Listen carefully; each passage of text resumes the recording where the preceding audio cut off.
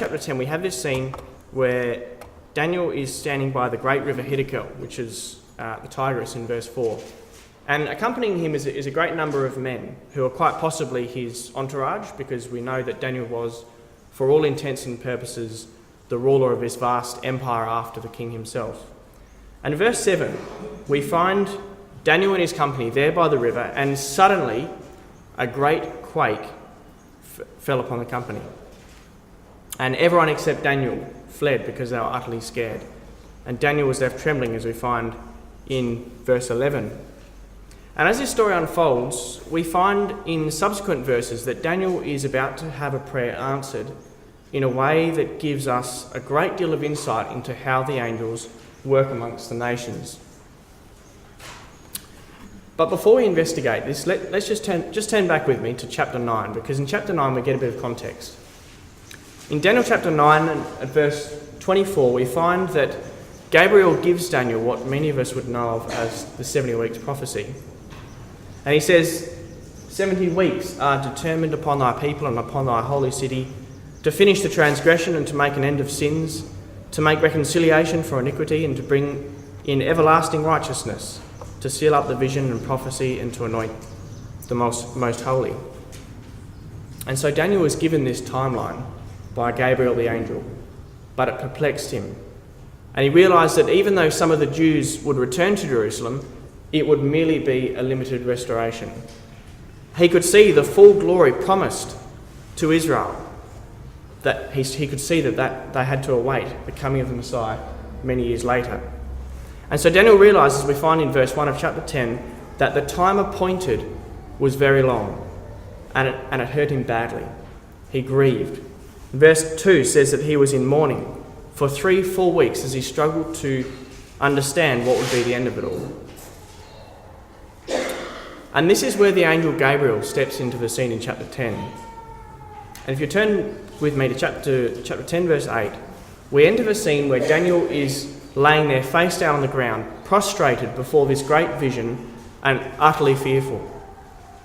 And when I saw this, it says, when I saw this great vision, no strength remained in me, for my vigour was turned to frailty in me, and I retained no strength. And the first thing that happens in this reenactment of the resurrection from verse 9 is that Daniel hears a voice. And in verse 10, Gabriel places Daniel on his hands and knees, still facing the ground, and then is asked to stand. And eventually the first words that Daniel hears from the voice of Gabriel are, "O Daniel, a man greatly beloved."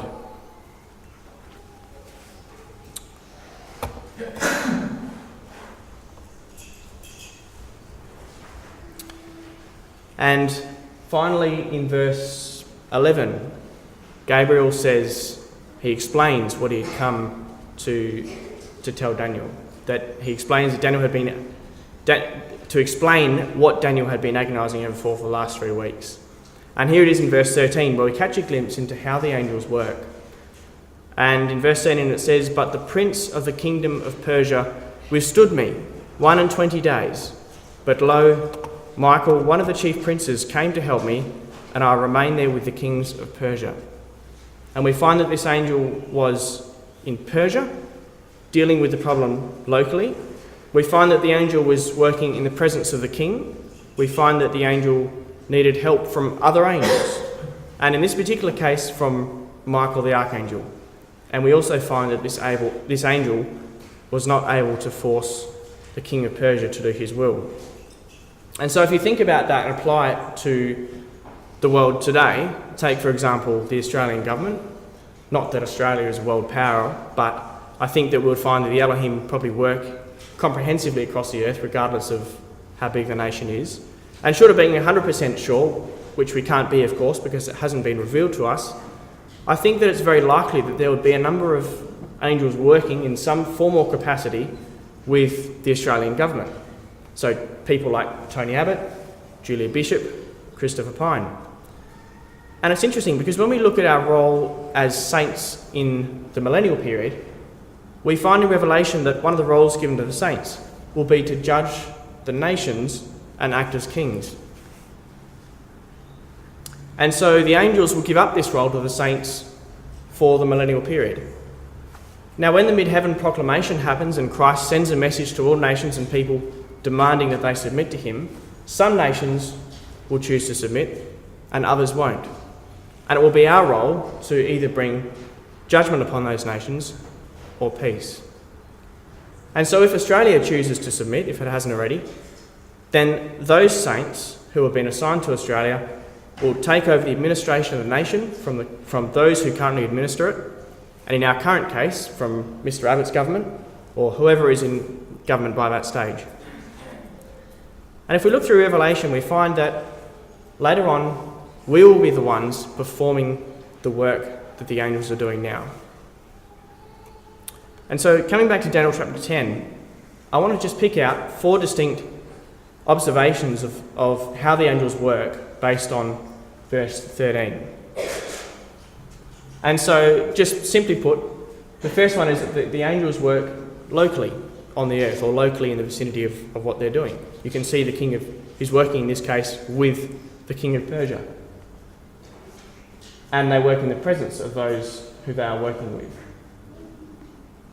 They need help from other angels, as we saw with Michael the Archangel, who came to help Gabriel. And the angels can't force man against his own will.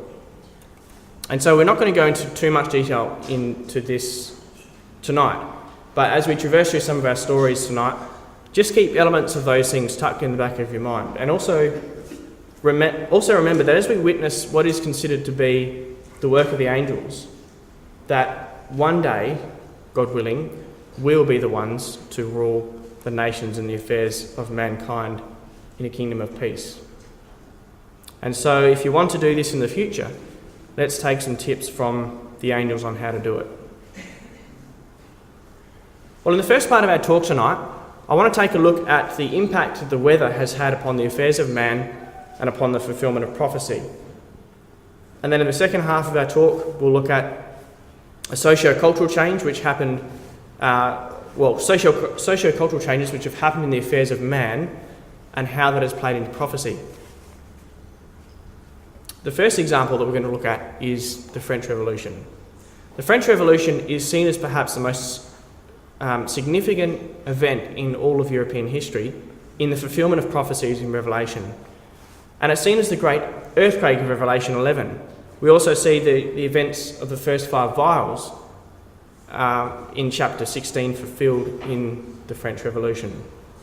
And it's the 6th vial in our time period where we see the spirit of the frogs, or the 3 revolutionary influences which spread around the earth to ultimately bring the nations to Armageddon. And so in our day and age, we can see both communism and democracy as models of government which are based upon the tenets of liberty, equality, fraternity, the spirit of the frogs. But if we cast our minds back to the French Revolution, then we have to ask the question, what actually brought about the French Revolution? And I've just got a writing here by an English historian called H.A.L. Fisher, who wrote the following. And he's talking about the lead up to the French Revolution. And he says, the food supply of the people was insecure. Despite all the agricultural wealth of France and the brilliant luxury of her upper class, sections of the population were from time to time exposed to the horrors of starvation. And what they, the peasants, wanted was bread. Partly owing to internal customs duties, they were not always able to secure it. The consequences were grave. Chronic bread riots, and in the large towns and in many country regions, a mass of embittered destitution. And so you can see why there was a blood-stained uprising against the upper class. The upper class lived in exotic luxury, and by the end of the revolution, they were guillotined. But we can take this a step back further, and we can ask the question, why was France in that position? How had there become such an enormous disparity between the rich and the poor? And this is where we begin to see the angels at work.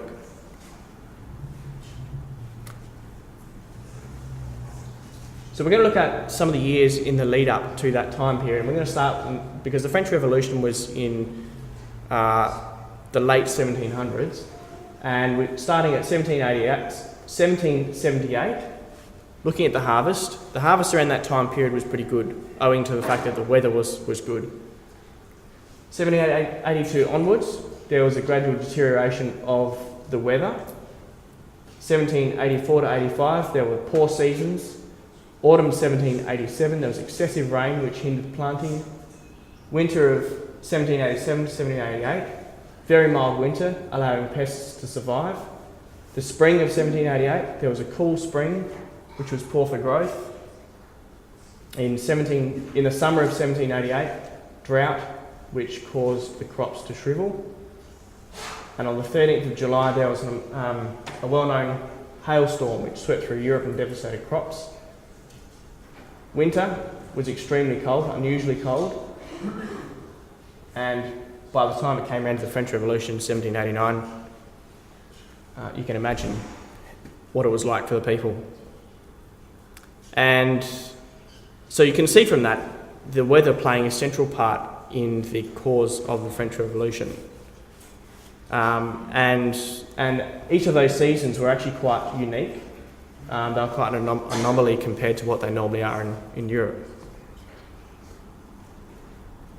And if we read on, there was a historian called Frank Lane who said the following: 2 great hailstorms began on the morning of July the 13th, 1788, in southwest France and swept in parallel bands about 12 miles apart, nearly 500 miles to the northeast. The hail affected over 1,000 communes, caused great damage to the crops and ruined the harvest. The consequent food shortage was a factor in causing the French Revolution the following year.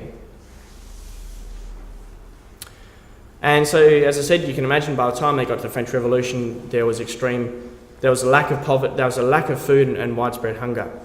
But the aristocracy continued to flaunt its wealth and luxury, and as a result, France had a civil war known as the French Revolution, and as we discussed earlier, thus began the spirit of the frogs, liberty, equality, fraternity, to spread throughout Europe and the rest of the world, that same spirit which ultimately brought the nations to Armageddon, which will ultimately bring the nations to Armageddon.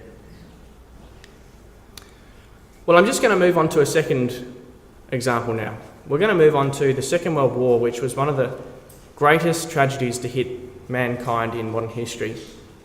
80 million people died as a result of the war, which is mind-numbing numbers. Many of the Jews suffered in places like Auschwitz. The photo here is the entrance to Auschwitz during the time of the Second World War, and the banner over the road reads, "Work makes you free," the title that hung over concentration camps across Europe. And it was through these concentration camps that the Jews in Europe suffered an unfathomable persecution. And later in the war, and as a result of this, the State of Israel was created. And so you can see the work of the angels in bringing about this war to extract the Jews and bring them back to the land of Israel, as prophesied in Ezekiel 36. But there was a time during the war that the Elohim decided that enough was enough. Germany had progressed enough for the angels to create impetus for the return of the Jews to the land. And from that moment on, Germany was destined to meet its fate. And perhaps that defining moment, that turning point in World War II, happened on the beaches of Normandy in the summer of 1944 on what is known as D-Day. And here is a photo of a rough layout of the invasion of D-Day. And so you've got Britain up the top, and you've got the coast of Normandy, which is France today, and in the middle you've got the English Channel. And the Allied forces were made up of British and US troops, and they were moving into Europe from this direction, hoping to take the German forces.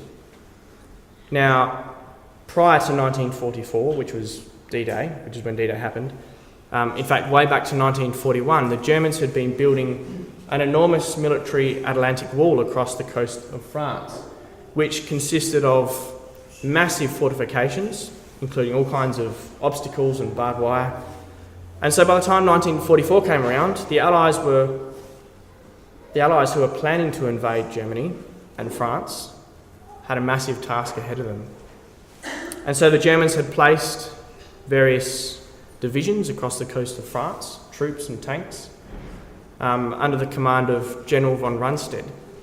But there was one tank division that Hitler wanted centred more inland for various reasons, and the German general commander was not allowed to use this particular tank division without Hitler's permission.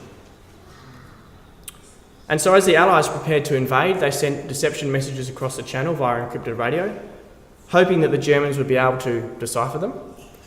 And as the invasion came closer, the Germans weren't too sure of exactly when this invasion would take place, but they knew it had to take place at some point.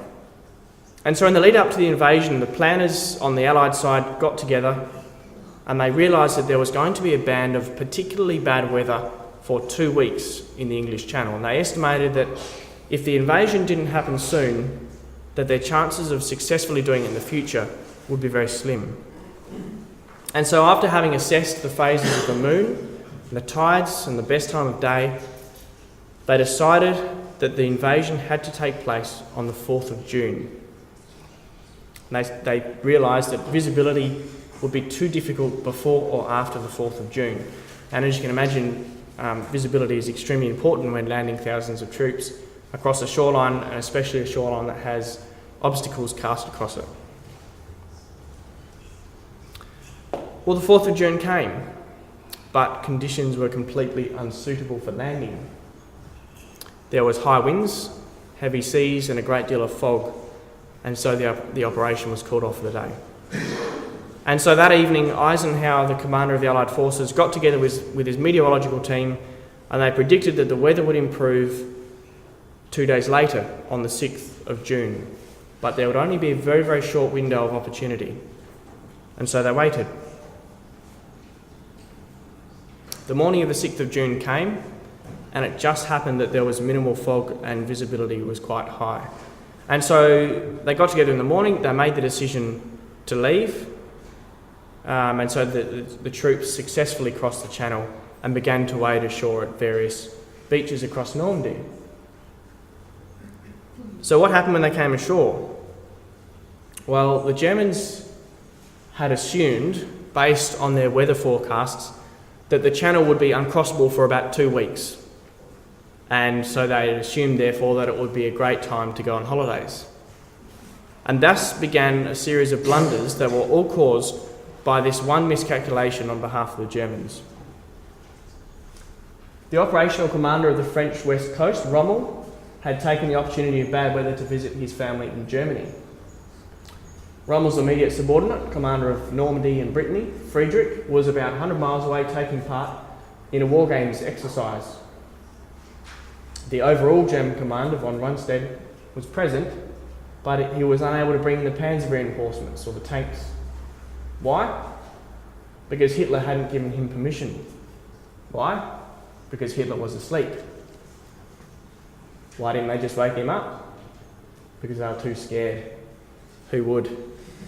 Who would want to tell Hitler that there was a massive invasion coming across the coast?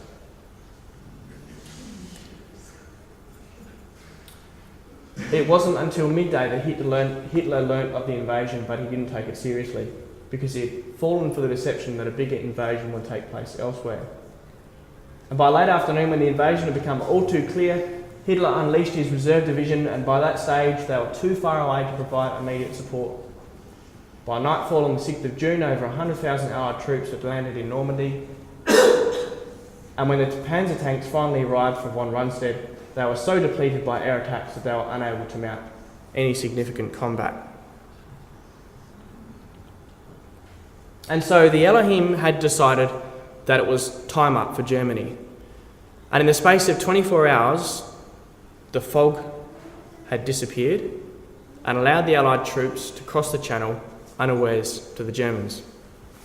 And here's another photo that was taken on the morning of the 6th of June, and this is Ohama Beach. And in this particular photo, these are US ships. You can't see properly on the screen. The British, they took a number of beaches, and the British had taken a different beach at this particular juncture. But you can see them unloading cargo onto the beach, and these balloons here, you probably can't see that too clearly, they're called barrage balloons, and they are typically suspended above the ground with some kind of netting and that would act as an obstacle to avoid or to stop the low-flying enemy aircraft. And so here is that classic statement by the commander of the Supreme Allied Commander of, well, at that time, Allied forces. Later on, he became the commander of Europe. General Dwight D. Eisenhower said, "If there were nothing else in my life to prove the existence of an almighty and merciful God, the next 24 hours did it." The greatest break in a terrible outlay of weather occurred the next day on June the 6th, which allowed that great invasion to proceed, with losses far below those we had anticipated. And so there is our second example of the Elohim using the weather to change the direction of the war and ultimately history itself. Well, we're going to fast forward 4 years. 4 years later, the establishment of the land and the re-establishment of the people of Israel. And it was in the spring of 1948 that British forces were leaving Palestine. And as they left in Palestine would be the Jews and the Arabs, and they would inevitably fight it out in the absence of British forces. Well, a crucial part of the war that ensued between the Jews and the Arabs was the besieging of Jerusalem. And on May the 7th, 1948, Arab forces besieged the Jewish quarter of Jerusalem and cut off its water supply. Well, the only available water in the city cistern at that time was in the city cistern, and there was no way that could be refilled because the time of the spring rains had passed, and furthermore there was no way that they could get food supplies into the city, particularly into the Jewish quarters. A month earlier, it had been possible for the inhabitants of Jerusalem to gather a nutritious spinach-like weed called Gabesia, which grew following the spring rains. Sorry, bad picture down there. But by the time the siege came around, it wasn't possible to gather this particular weed because the month of May is typically so dry. However, what is described as a wholly unreasonable 3 days of rain occurred, topping up the city cisterns and causing more Gabesia to grow. And so the defenders of the city were able to continue defending until convoys broke through on June the 9th to bring relief to the Jewish quarters. And according to an authority on the geography of Israel called Dennis Bailey, it is unheard of to have ever had rain in Jerusalem during May. And so this was an extreme anomaly, and it happened to occur at precisely the right moment during the Jerusalem siege. Coincidence? I don't think so. And so we've just taken a brief look at 3 examples where weather has changed the course of history and in some ways assisted the fulfilment of prophecy. And if you get a chance, I'd highly recommend the book Stormy Wind Fulfilling His Word, which is where I got some of that content from. It covers off on this in a little bit of detail, but there's actually a whole lot more in there. So Uncle Ross is over there, and I'm sure he'll be happy to take any interest in that tonight. Well, what I'd like to do now is take a brief look at an intriguing social change that happened in Russia and how the Elohim have used that change to prepare Russia for a southerly invasion. And I really hope that you'll be able to see that we are truly living not in the last days, but in the last minutes before Gog comes down into Israel. And as we go through the next few slides, I want you to watch the timeline at the top of the screen. And I don't know if you can see that, but that blue area is Russian Orthodox and that red area is communist. And we're going to move through from the left to the right. And so if we go back prior to the Second World War, the biggest political earthquake for Russia prior to the Second World War was the Bolshevik Revolution, which happened in 1917. And what the Bolshevik Revolution did was overthrow the Tsars, which had existed, and create in 1922 communist Russia called the Soviet Union. And so before the Bolshevik Revolution, Russia was a Christian Orthodox state, and after the Bolshevik Revolution, Russia was no more a religious state. In fact, it was quite the opposite. Communists were fiercely anti-religious. And just to give you an idea of how anti-religious the communist empire was, during the Stalin era, the main target of communist and anti-religious campaigns during the 1920s and 30s was the Russian Orthodox Church, which had the largest congregation. And during this period of time, nearly all of the church clergy and many of its believers were shot or sent to labour camps. Theological schools were closed, church publications were prohibited. And so this communist empire was completely anti-Christian as a matter of government policy, to the extent that over 100,000 church clerics were executed and many more were imprisoned. Well, 16 years after communism started, World War II broke out. We know that Russia sided with the West to conquer Germany in 1945, and here is that iconic photo of Soviet troops hoisting the red hammer and sickle above the Reichstag in Berlin, which was the parliament, after capturing Berlin and defeating Germany in the Second World War, in an act that symbolised the subjugation of Eastern and Central Europe. And you can see in the background the buildings which surround the Reichstag. You can see just how badly Berlin had been gutted and devastated as Allied forces had, and the Soviets together, had crushed the German capital. It's an incredible photo. And we saw that, unfortunately it's not very clear either, but it says World War II, 1945. We saw that as a result of this war, the State of Israel had been created 3 years after the war, and it was at this point that the Elohim had chosen to end the Nazi reign of terror. And we can see that before the war, the Soviet Empire had this territory. So that's actually a map of Europe, which extends down there. And that's Russia, the space that Russia had occupied before the Second World War in 1938. And Ukraine actually extends out across here.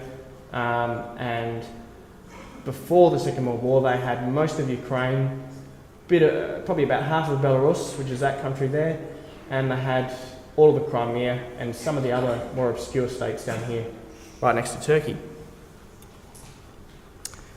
And then after the Second World War, they had moved right into Central Europe. So, as I say, Europe comes down there, but Berlin, the photo of Berlin is in this area here. They'd moved from Moscow through to Berlin. They'd taken control of these states completely and owned them, but these states down here were just under the military control of Russia from the Second World War right through to 1989. What happened in 1989? Well, that was the collapse of the Soviet Union. 44 years after World War II, Soviet Union collapsed, communism came to an end. And if we look at the map, we can see that Russia lost its military control of Eastern and Central Europe, and it receded into the shadows while it tried to deal with its internal problems. But if you just turn with me to Ezekiel 38, I just want to point out some interesting terminology. You see in Ezekiel 38 and verse 4, it says in reference to Gog in the latter day,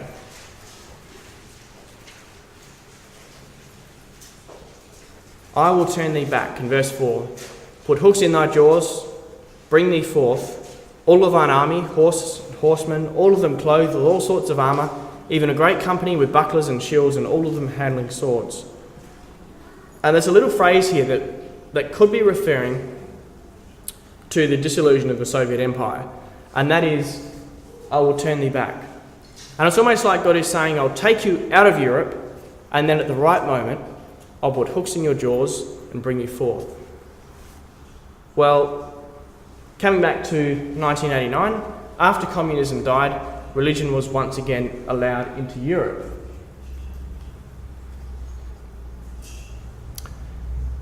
But even though religion was allowed into Russia after 1989, it never really took off until a man who we are all very familiar with became the president, Vladimir Putin. And here is a photo that was taken recently with Putin in the centre of, standing in the centre of some local Russian Orthodox priests, and above them is the symbol of the Roman Empire, which is also the Russian symbol on their flag. And I happened to come across an article a few months back written by the Forbes magazine, which said this: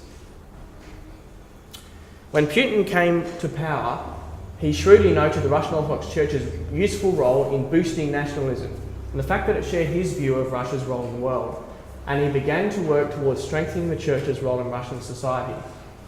Early in his presidency, the Russian Duma passed a law returning all church property seized during the Soviet era, and this act alone made the Russian Orthodox Church one of the largest landholders in Russia.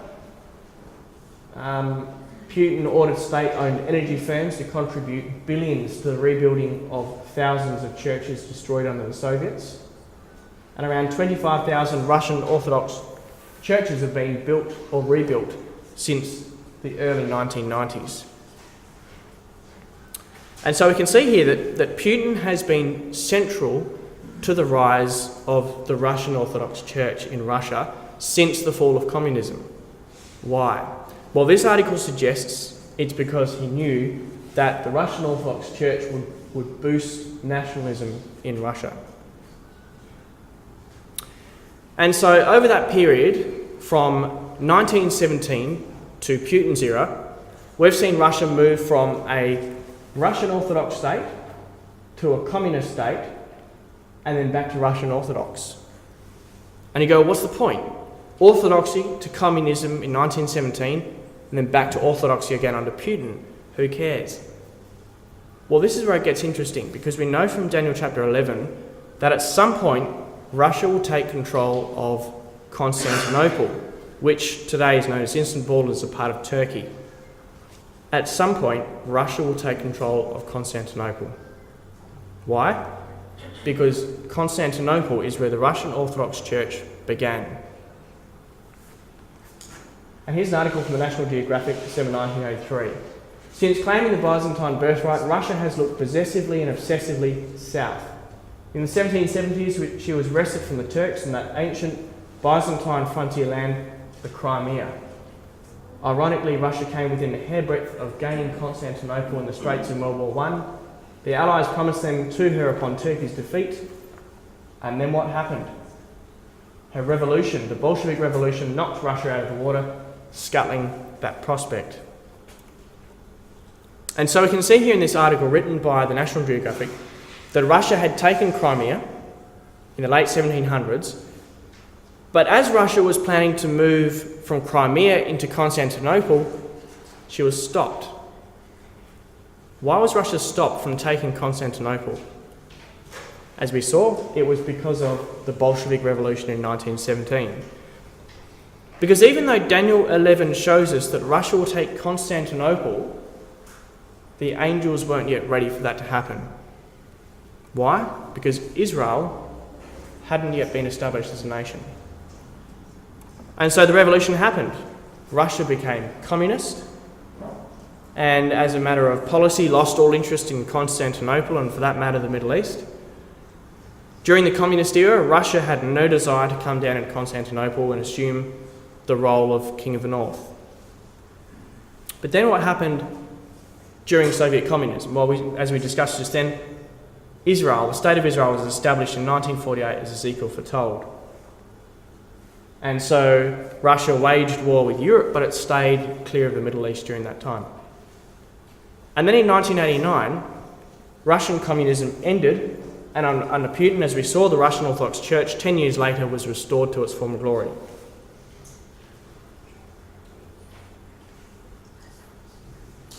So let's just take a quick look at this on a map. In the late 1700s, Russia looked to re-establish their Russian Orthodox roots. They invaded Crimea. They were about to move down here and take... So that's Crimea, sorry. That's Turkey, modern-day Turkey. Constantinople's there. They were just about to move down and take Constantinople and become the King of the North that we know of in Daniel chapter 11. and then the revolution happened. It stopped them from doing that. During that period of time of communism, the state of Israel was created, and then Soviet Russia and its communist structure collapsed. Once again, Russia was a religious state, and Putin revived the old Russian Orthodox Church. And then what happened last year? Russia annexed Crimea. She did exactly what she had done in the 1700s on the way down to Constantinople. And BBC reported that the annexation of Crimea was the smoothest invasion of modern times. It was over before the outside world realised that it had even started. And does that remind you of something? Ezekiel, Daniel both say that the invasion will be like a storm, it'll be like a whirlwind, unprecedented from anything that the world has ever seen. And so Putin is practicing. Do you know what Putin said to the world after he annexed Crimea?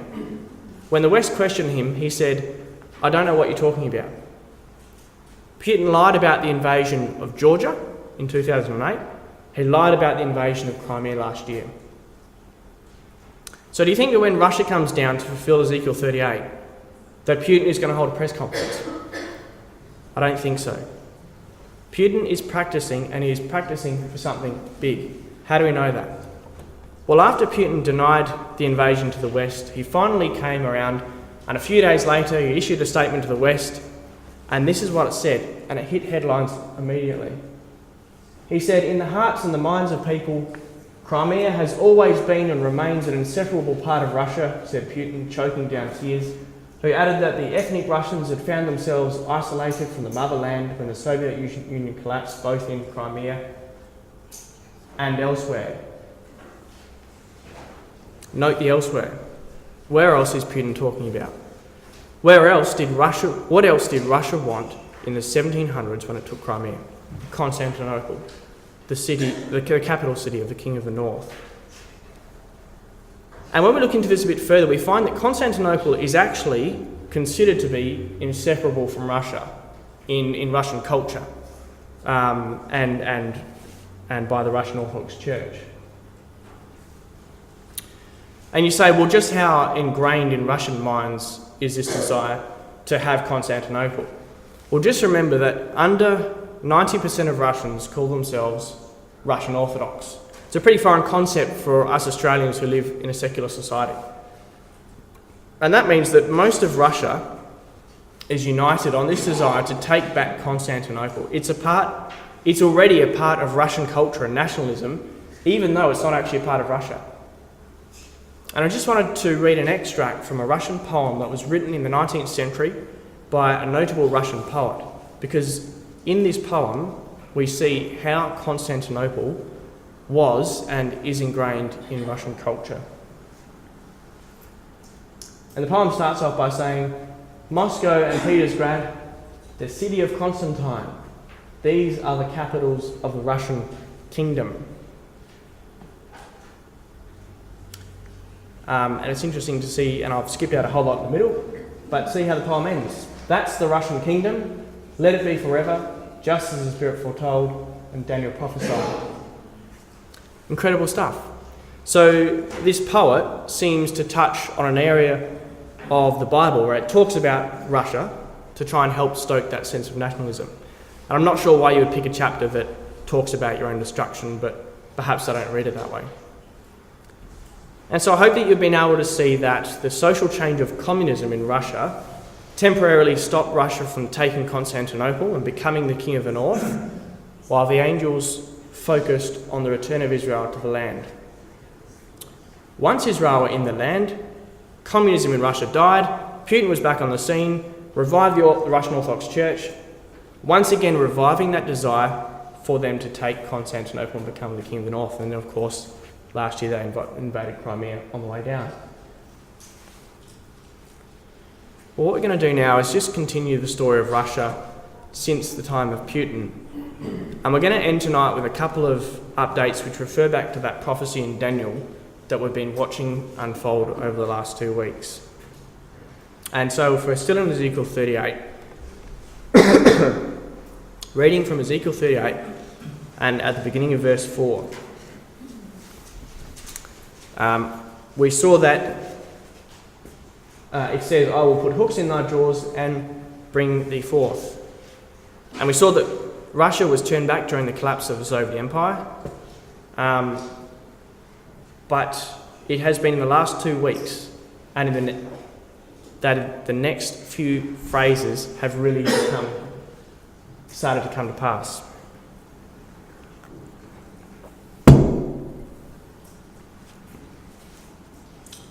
And here it is. 2 things happened 2 weeks ago that the Christadelphians have been waiting for since the 1800s. The first one. For the first time ever, Putin has moved military forces into Syria and is actively participating in war alongside Syria against ISIS. Up till now, Russia has really only been the regional power by proxy. It would supply the Arab states with weapons and it would act as kind of a diplomatic power broker.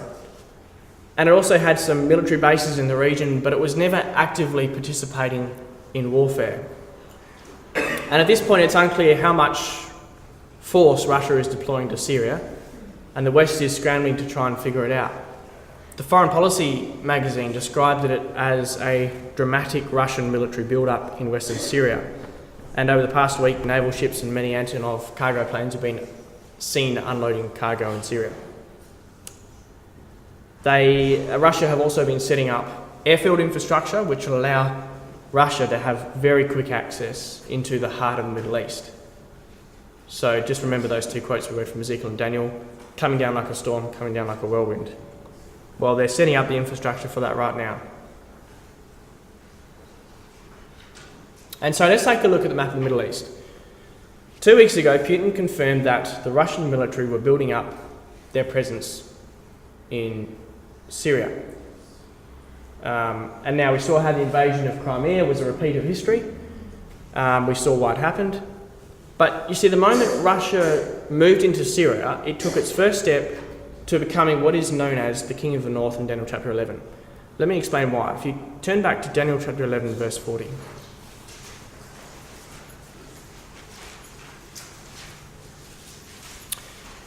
You see, the King of the North in Daniel chapter 11 was the king which ruled over that which was known in the beginning of Daniel chapter 11 as the Seleucid Empire, which is that area of green just up here that extends from Turkey down to Israel, and it actually goes quite a bit further back. So it extended right back to Afghanistan and modern-day Pakistan. And it was a massive empire. It included Syria and Iran. And up till now, Russia hasn't actually significantly occupied any of that region or waged war there. They have had some small military bases, but they haven't been involved in conflict. Now that's highly significant from the perspective of Daniel 11. If we just look at verse 40, it says, at the time of the end, the King of the North shall come against him like a whirlwind with chariots and horsemen, with many ships, and he shall enter the countries, overwhelm them, and pass through. We saw earlier that the Elohim have held Russia at bay for almost 100 years through communism. Well, communism is gone. Putin has arrived. And as of 2 weeks ago, Russia is now waging war in the Middle East. Not a big war at this point, but they might find that it will get bigger than what they expect. Oops. And so here's an article that the Director General of Israel's Intelligence Ministry, he'd been talking with Reuters, and he said this to them. He said that he's concerned that there could be a military accident of some kind that brings Israel into direct conflict with Russia. We know that it won't happen that way necessarily, but it's still interesting to see this in the news. I mean, 2 weeks ago, this kind of comment would have been unheard of. And so this brings us to the second event that I mentioned that Christadelphians have been waiting for for 150 odd years that happened 2 weeks ago. If we read on in Daniel 11 at verse 42, he shall stretch out his hand against the countries, and the land of Egypt shall not escape. He shall have power over the treasures of gold and silver, and over all the precious things of Egypt. And for many years now, the brethren and sisters have been reading this and wondering, what is it possibly that Russia could want from Egypt? Egypt has never really had anything that Russia desperately wants. And sure, as a community, we believe Daniel 11, but we didn't really have much of an idea as to what it was actually talking about. It didn't make a great deal of sense until 2 weeks ago. CNN reports, a supergiant gas field has been found in the deep waters of Egypt. It is the largest ever in the Mediterranean and possibly the world. So isn't that incredible? Who would have seen that?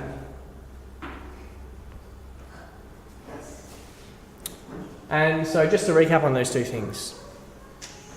The first one, Putin puts active troops on Seleucid soil and begins to establish himself as the biblical king of the north. And the second thing is, in the same week, Egypt suddenly discovers a whole lot of gas. And both of those things are referred to in Daniel chapter 11. And so it doesn't get much clearer than this. Our God said to go through Ezekiel, I will bring thee forth, and this is exactly what is beginning to happen. And I look at my parents when they were my age, and during their time, Russia was communist. Crimea hadn't been taken, and Syria wasn't even on Russia's bucket list. And so here we are today, so much closer to Daniel 11 than anyone would have conceived. Now just remember that we won't necessarily be here when Gog does invade. We'll be with Christ. So how much time do you think we have left? And so here it is. We're just a quick summary of what we've looked at so far. We've seen the angels at work amongst the nations. We saw examples of the weather changing the course of history. We saw communism delaying a Russian invasion south. There's a lot of things happening, and we don't have much time left. Our Lord says in Revelation 22, Behold, I come quickly. My reward is with me, to give every man according as his work shall be. And so let's pray that our God will hasten that time when it will be our joy to go out into the world as kings and priests to bring all nations and people to the knowledge of the glory of God. Even so come, Lord Jesus.